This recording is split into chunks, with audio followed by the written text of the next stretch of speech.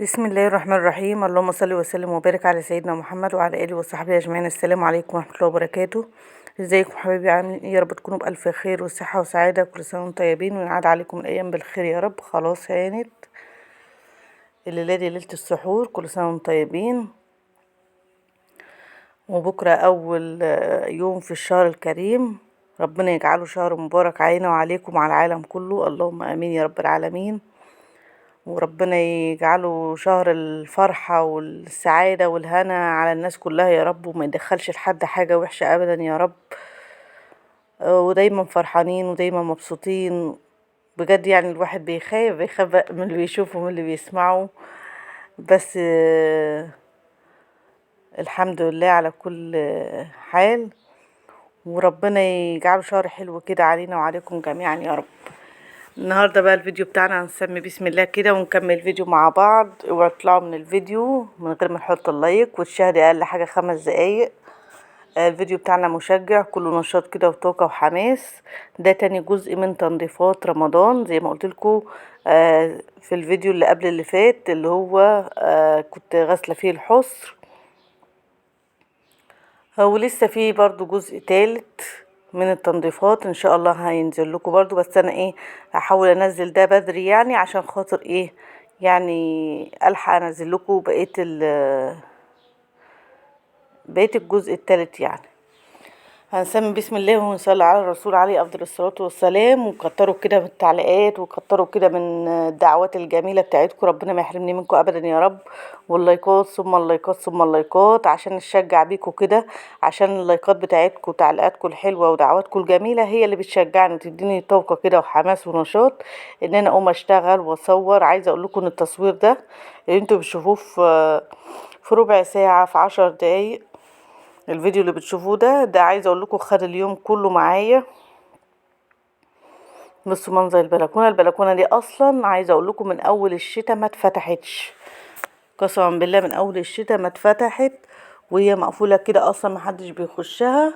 ما فتحتهاش غير وانا بنضف بقى. قلت بقى خلاص بقى الصيف جه وكده بتتفتح. وابني بيبقى يفرش وينام فيها في الصيف. ما بيحبش ينام على السراير. قلت مسكتها بقى زعفتها ونضفتها كده. شفتوا التراب اللي فيها والعفش. اللهم صل وسلم وبارك عليك يا حبيبي يا رسول الله. بدأت اول حاجة بالركنة، شلت الكسوة بتاعتها اللي هي اللي كانت عليها وركبت كسوة تانية نظيفة.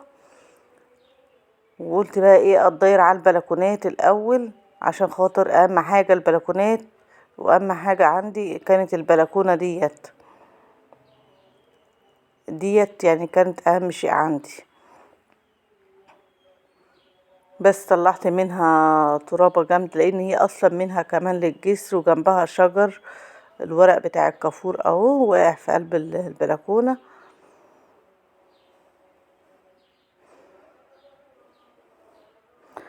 اللهم صل وسلم وبارك عليك يا حبيبي يا رسول الله عليه افضل الصلاة والسلام.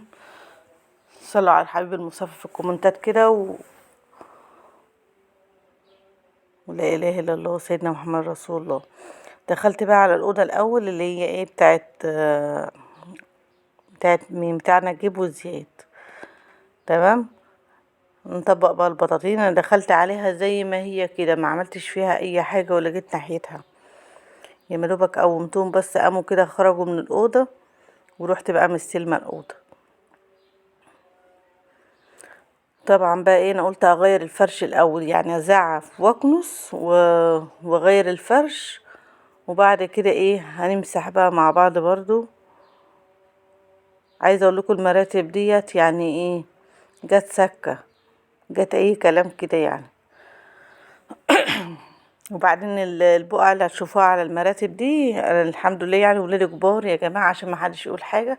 المراتب ديت البقع اللي عليها ديت عايزه اقول لكم عندي ولادي يعني لما يكونوا يشربوا عصير يشربوا بيبس او حاجه ساقعه وكده، او بياكلوا شندوتش ولا حاجه ومعاهم كوبايه البيبس. لازما وهم قاعدين على السرير تحت البطانيه. فغصب بتبقى الكوبايه تقع منهم. فكل البقع اللي على المراتب ديت بيبس عصير كده مش اكتر من كده، لانه ما شاء الله كبار يعني، مش اطفال لسه ولا حاجة. فعشان كده تلاقوني ان انا ايه، مش مهتمة بيها ان انا اعملها، لكن لو هي حاجة تانية طبعا انا مش هسيبها، هغسلها على طول. اللي مخليني ان انا مكسلة عنها، بصوا المرتبة دي بقى دي بتاعت سير زياد. عايزة اقول لكم زياد ده يعني المرتبة ديت شربت بيبسي وعصير لما قالت يا بس. شربت يعني شربت اكتر من البني ادمين. يبقى واخد المج في ايده ولسه طالع على السرير، قالوا ايه بيحطوا جنبه، في حد بيحط المج بالبيبسي او العصير على على السرير كده على المرتبة جنب منه، يجي طبعا يتضير كده او يتضير كده، تروح ايه المرتبة ايه موقعة المج. هنا غيرت بقى الدفايات، ما فرشش ملايات خالص، فرش دفايات بس، وظبطت السراير زي ما انتم شايفين كده، دول اهم حاجة برضو. وهنا عندنا عايز اقول لكم بقى الترابيزه ديت بالكمبيوتر كان عليها تراب الهد، والترابيزه التانية كذلك اتمسحوا برضه. وهنا الستاره دي كانت مغسوله وكانت متعاله يعني، وكانت مركونه بقالها كتير ما كنتش ركبتها. جوزي جاي بيقول لي انت جاي تركبها في الصيف وما ركبتهاش في الشتاء، يعني انا طول الشتاء كنت عيناها ما كنتش ركبتها خالص. يعني بصراحه هي كانت تايهه في قلب كان عندي كيس كده كبير فيه دفايات وملايات والحاجات بتاع الفرش وكده، فهي كانت لما اتغسلت كانت محطوطة في قلبه. فبصراحة ما كنتش لاقياها، كنت عمالة ادور عليها، فلما جيت اطلع الدفايات عثرت فيها، فطلعتها قلت اركبها.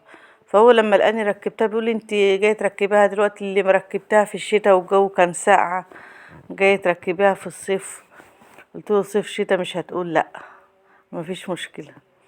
وركبتها يعني سهلة خالص على قد باب البلكونة بتاعت الأوضة بس. هنا خلصت أوضة نجيب وزياد، دارت بقى على أوضة يوسف كبير. عايزة اقول لكم البطانية دي جديدة اصلا، انا ما كنتش هخرجها بس خرجتها بقى غصب لظروف طارئة يعني. آه انا جايبة اتنين وراكنيهم، دي وواحدة كمان برضو جايباهم، واحدة حبيبتي يعني كده جايباهم لي من السعودية. كنت موصيها عليهم يعني، كانت مسافرة تعمل عمرة ووصيتها عليهم. بصراحة متأخرتش وجابتهم لي.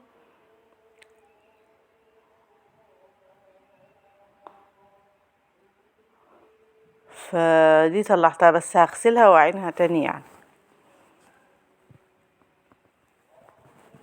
صلوا على النبي يا جماعة كده في الكومنتات، واذكروا الله لا اله الا الله، واللي محطش لايك يحط لايك. كل سنة وانتم طيبين ونعاد عليكم بالخير يا رب، وربنا يدخل الفرحة على الناس كلها يا رب.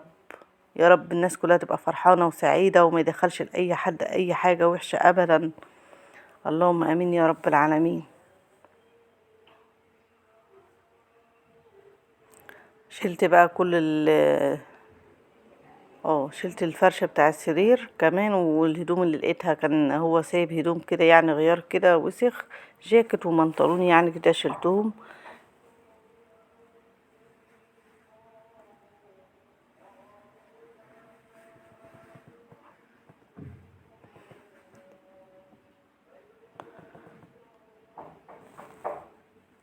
ايوه بفتح الباب بس ويك.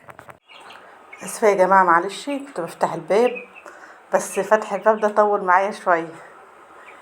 آه نرجع بقى للفيديو بتاعنا. زي ما شفتوا بقى كده ايه وصلنا لحد فين، وصلنا لحد الكنيس بعد ما زعفت، بس ما زعفتش معاكم برضو طبعا. وعايزه اقول لكم ان المراوح كمان اتمسحت، بس مش انا اللي مسحتها. طبعا ربنا يديله الصحه، جوزي هو اللي وقف على السلم ومسح لي المراوح، لان انا مش هعرف ان انا اطلع على السلم وامسحهم. فهو طلع ومسحهم لي المراوح بتاعت الاوض وبتاعت الصاله اللي هم السقف يعني. تمام. آه والترابيزات والكمبيوتر والحاجات دي يعني اتمسحت كلها تمام التمام، دي بره التصوير. آه خلصت كده فرش السراير والتزعيف ومسح الترابيزات والحاجات دي كلها. بدأت ان انا اكنس بقى الاوض الاول، وبعد كده نبدأ بقى ايه نطوق الارضيه بتاعت الشقه كلها. طبعا هو اللي هيبقى فاضل معايا اللي مش هيخلص معاكم في الفيديو ده هو المطبخ والحمام. طبعا المطبخ ده زي ما انتوا عارفين عايز له يوم لوحده. هنا برضو كنت سايبه الركنه، ما كنت ظبطتها ولا عملت فيها حاجه، على اساس ان انا لسه هاجي اكنس تحتها وهمسح تحتها، يعني انا هكنس تحتها واسيبها برضو زي ما هي كده متنحكشه. طبعا مش هقعد ارجعها وارجع اشدها تاني وكده زي ما انتوا عارفين. مش هشدها ولا ارجعها في مكانها الاساسي واظبطها كده الا لما اخلص خالص كنس ومسيح.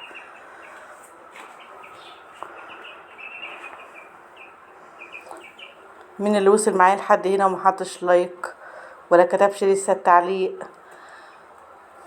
كل سنه وانتم طيبين ورمضان كريم عليكم وعلى كل اخواتكم وولادكم وحبايبكم يا رب.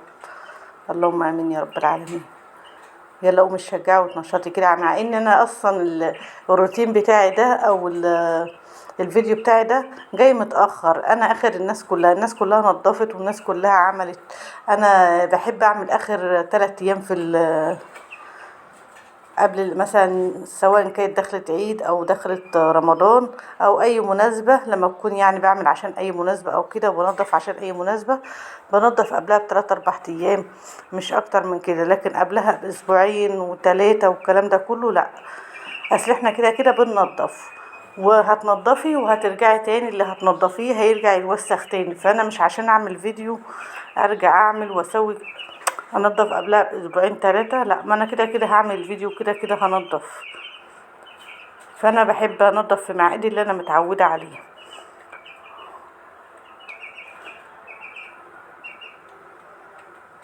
يعني هما اللي نضفوا وعملوا روتينات من شهر فات او من 3 اسابيع ولا اسبوعين، هل المطبخ ما توسخش؟ هل الشقه الارضيه ما توسختش او الفرش اللي هما فرشوه ما توسخش؟ لا اكيد طبعا اتوسخ وهيشيلوه وهيركبوا غيره تاني.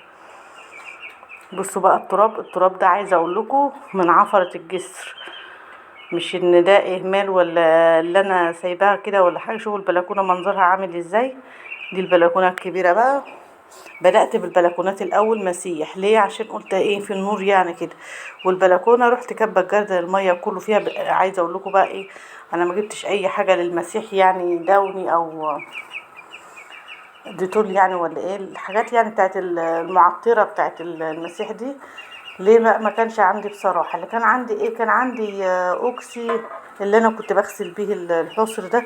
بس هو بصراحه مش بيرغي، بس له ريحه، ريحته جميله جميله. عايزه اقول لكم الريحه بتاعته تحفه. واهم حاجه عندي الريحه، انا عايزه حاجه تكون لها ريحه حلوه مش اكتر، لان السيراميك ما هوش وسخ ولا حاجه. ان انا اجيب له حاجه تطلع البقع ولا كده، لا، ده هو كان كله ترابه بس. وهتشوفوه دلوقتي بعد ما اتمسح اهو. بصوا انا كله برضو مش عايزه اطول وانا مجريه الفيديو كمان. عايزه اقول لكم يعني ايه، الفيديو ده في التصوير خد اكتر من 30 دقيقه. لما جريته بقى النص، كل مكان يعني كل مكان بمسحه سواء كانت اوضه او بلكونه بجردل الميه لوحدها. دي منظر البلكونه بعد ما كنستها، البلكونه اللي هي الصغيره اللي في اوضه ولادي. بصوا اهي، دي طينة تراب وكانت الدنيا نطرت، النطر نزلت عليها، فالمية نزلت على اللهم صل على النبي، على التراب، مسكت في البلاط في الأرضية. وريتكم قبل وبعد كده على السريع يعني. ده شكلها بعد ما اتمسحت اهي بقت فلة.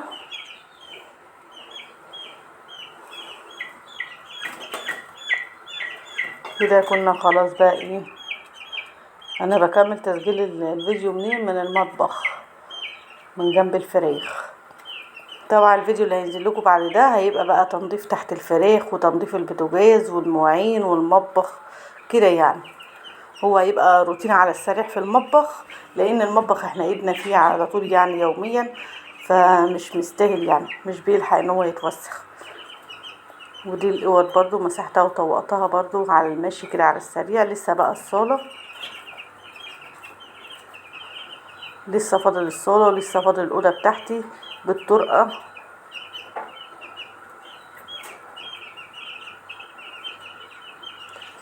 صلوا على النبي يا جماعة كده، واذكروا الله في الكومنتات لا إله إلا الله. كده. بصوا مريش اطول عليكم، ما صورتش معاكم الركنه ولا الاوضه بتاعتي. ده شكل الحمام بقى اهوت، بس الحمام يعني انا ما عملتش فيه حاجه على السريع كده، بس هو نضيف وحلو. هوريكم بقى منظر الغسيل اللي عندي.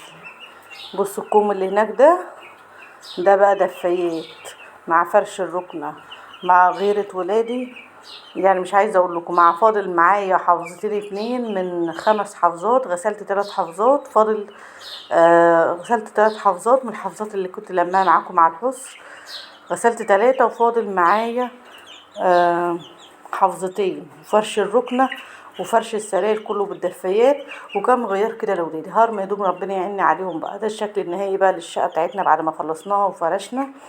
وده كان الفيديو بتاع النهارده، ويا رب يكون عجبكم، يا رب تكونوا استفدتوا منه، ويا رب اكون بفيدكم بكل الفيديوهات اللي بقدمها لكم. سنظروني بقى ان شاء الله في فيديو جديد على خير. اشوفكم على خير يا احلى اخوات في الدنيا. مع السلامه.